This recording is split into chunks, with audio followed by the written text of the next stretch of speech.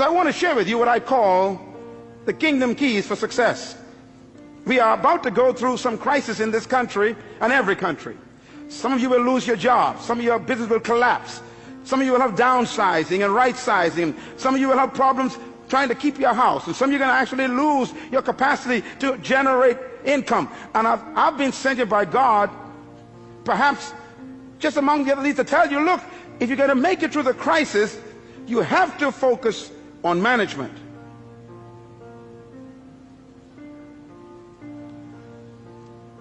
Here's God's successful key. Genesis 1:28 says these words, and the Lord blessed them, and God said unto them, be fruitful and multiply and replenish the earth and subdue it, and have dominion over the fish of the sea, the fowl of the air, and over every living thing that creeps upon the ground. Now, listen carefully, because this is really the heart of God's mandate. In Genesis 1:26, God says these words about you. Let them have dominion over the earth. In Genesis chapter 1 verse 28, God tells us how to do it. Dominion means to govern, to rule, to control, to manage, to lead. Now in verse 28, he tells us how to dominate the earth. He gives us the process. Please get your pen. You're going to write this down, because anyone who wants to dominate in the earth will have to follow God's simple process. First of all, the 4 keys or principles of success in God's program. Number 1, be fruitful. God never said to be seedful.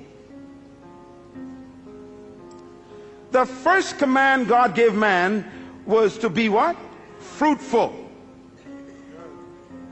It's impossible to produce fruit unless it was preceded by seed.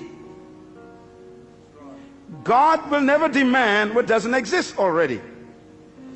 So God's first command is to be fruitful. Now, when I looked at the word fruitful in the original Hebrew, it does not mean to have children. It shocked me. For example, if having children was the essence of God's command, then Abraham didn't do a good job with just one legitimate child.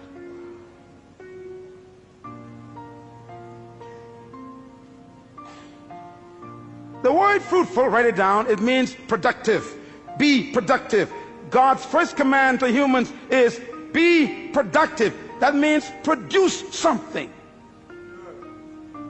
Poverty is the absence of self-production. I remember when Jesus was laying on the floor one day eating, a woman walked in.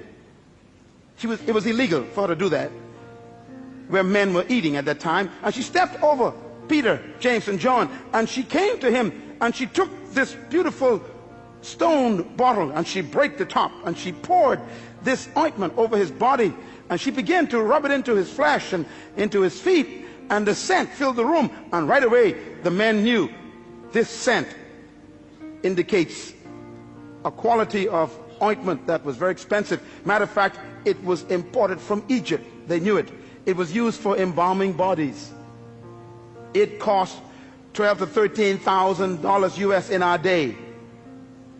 That's why they said this is a year's wages in one bottle. And they complained to him and said, sir, why do you let this woman waste this precious money on your body? And Jesus said something very important. They said it could have been given to the poor. His answer was, the poor you always have with you. Now, when I looked at the word poor there, it shocked me. It doesn't mean those who lack. It means non-productive ones.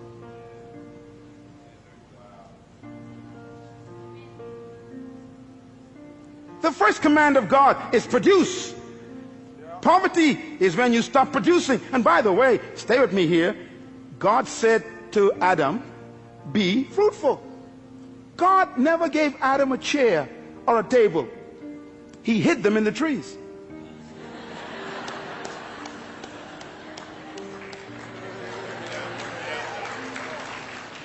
God never gave man shoes. He hid them in the cows.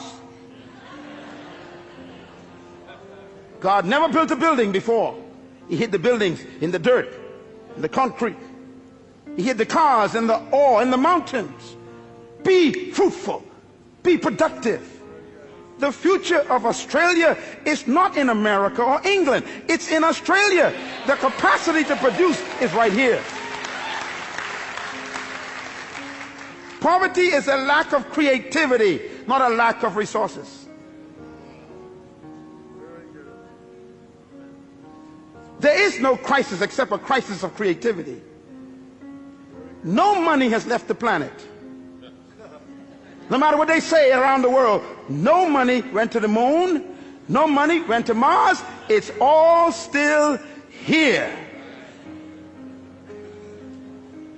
And it will be attracted to creativity, because crisis creates creativity and innovation. It is those who are productive that will attract resources.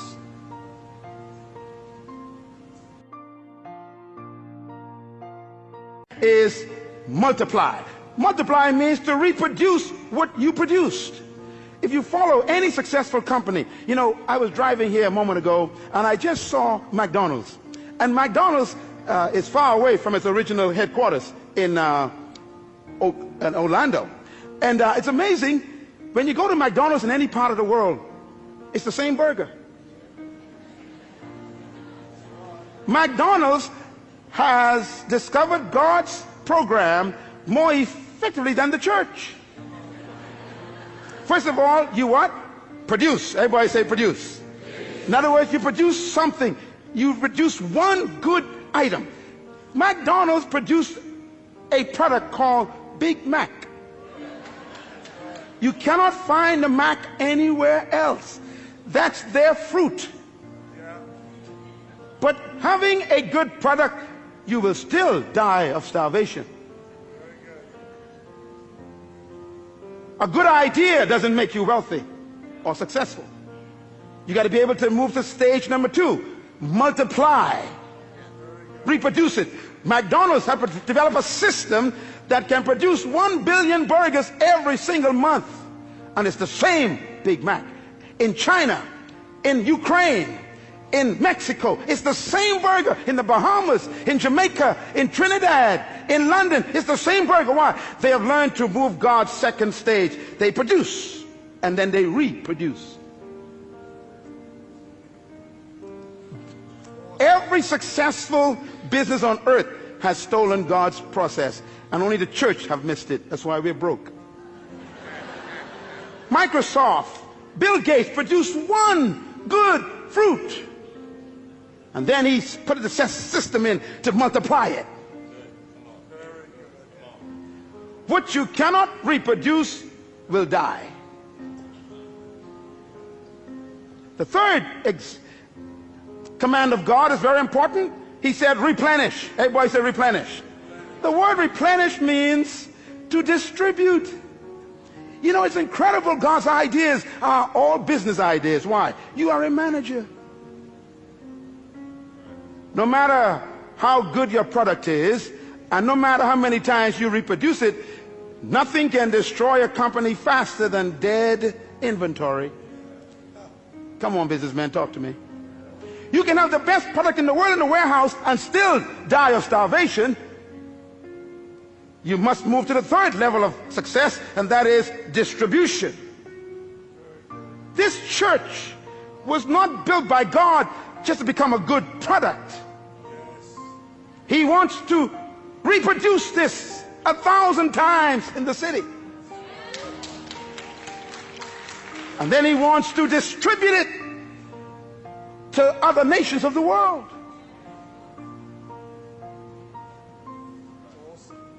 Any company, anywhere in the world, who are successful have followed God's program.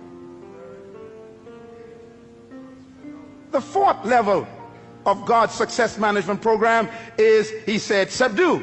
Subdue means to control the market. You know, McDonald's have no interest in competition. They are after domination. Yeah. If you are in business and you don't have a plan to dominate the market, get out of the business. Bill Gates is the wealthiest man in the world today because he was the most successful human so far in our generation who successfully followed God's program. He produced a fruit, he reproduced it, and then he distributed it in every computer, and he was so successful that the entire government was threatened in the United States.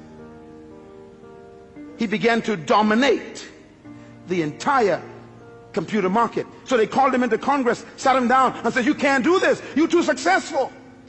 You can't control every computer in the world." His success made him a threat. What are you doing with your gift? That's why I'm here today. You were born with a gift.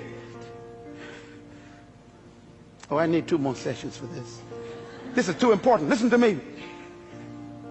Your life is a packaged seed bag.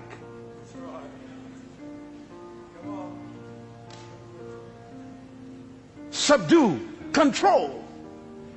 And God says if you follow these 4 principles, be fruitful, produce your gift, your product, multiply, reproduce it, replenish, distribute it, subdue, control the market, the result will be dominion.